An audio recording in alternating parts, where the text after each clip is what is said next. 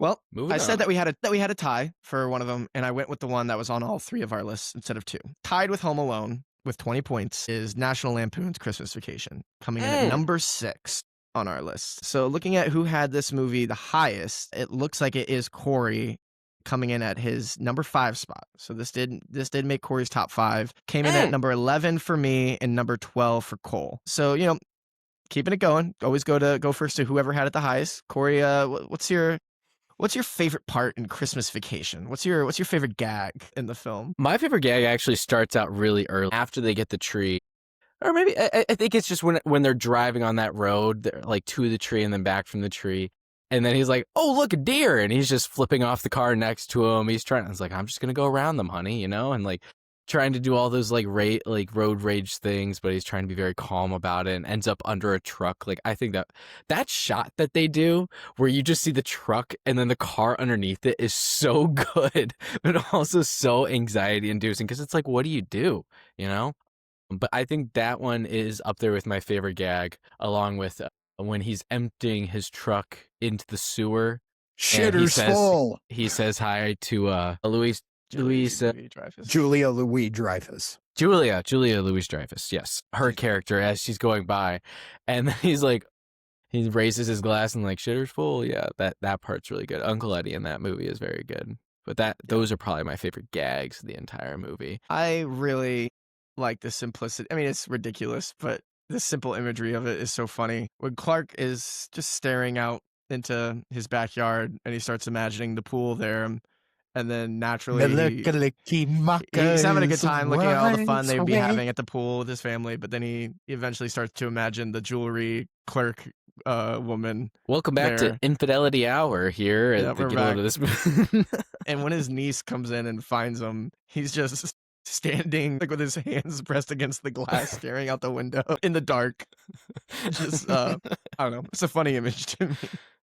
That is a funny image. Honestly, I think the movie peaks with the freak out when he gets what he believes to be his bonus check. And before actually opening it, he promises everyone that he's going to get a swimming pool, and he's flying them all out to enjoy it with him. I think that's what makes him so endearing. Clark. I know that, Eddie. Like, just like I really he's a family. Clark Griswold is an imperfect man who wants to be perfect, which makes him endearing, but his flaws are also really enjoyable to watch.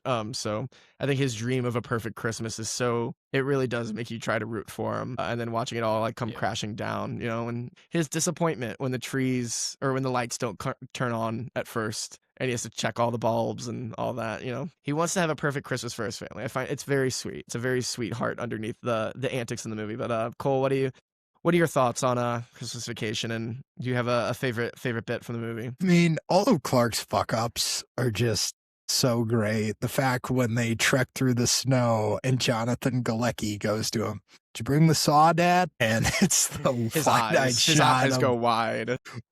Or when the tree falls and he is covered with sap and he's got Beverly D'Angelo's hair in one hand and he's got the magazine page on the other. Or the simplicity of when the tree catches on fire, so he goes outside to cut down another one, thinking, "Fuck, a squirrel might live in here." Or it's going to crash through my neighbor's house. Yeah. I mean, just the simplicity of him turning pages with the magazine and his fingers being stuck on every page after this. Very full, a lot of sap. I mean, all of his endearing little, like, fuck-ups. One of my favorites is the waxing of the little sled that just shoots like a rocket down the hill. Yeah, and then when he brings it back, there is no bottom to it. That's a bit that I do remember watching it recently with my roommate George, who had not seen it, and we were watching it. And I think that's one of the bits that maybe goes on a bit too long. We are going down that hill for a long time.